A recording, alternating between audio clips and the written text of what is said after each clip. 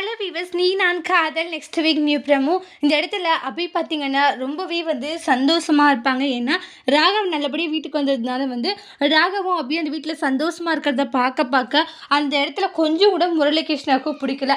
அப்போ தான் முரளிகிருஷ்ணா ஒரு விஷயத்த நோட் பண்ணுறாங்க.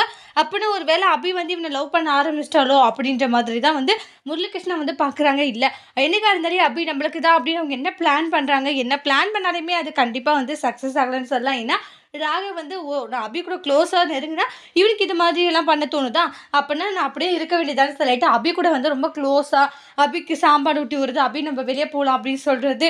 இது மாதிரி ஒவ்வொரு விஷயங்களுமே ரொம்ப க்ளோஸாக நெருங்கின மாதிரியெல்லாம் பண்ணுவாங்க. அது கொஞ்சம் கூட முரளிகிருஷ்ணாவுக்கும் பிடிக்காது. அப்போ அபி ஒரு விஷயத்த நோட் பண்ணுவாங்க.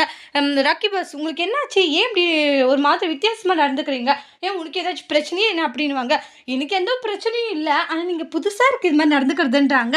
இங்கே பாரு இப்படி தான் எல்லாமே அப்படின்னு சொல்லிட்டு அந்த இடத்துல அபி கூட செம க்யூட்டாக பேசிட்டு இது மாதிரி எல்லாம் ஃபன் பண்ணிட்டு இருப்பாங்க. வீட்டில் இருக்கவங்களாம் அபி ராகவை பார்த்து ரொம்ப ஹாப்பியாகிறாங்க. ஆனால் முரளிகிருஷ்ணனுக்கு பயங்கர கோவமாக இருக்குது. அதோட இந்த ப்ரமோவை முடிச்சிருக்காங்க. தேங்க்யூ.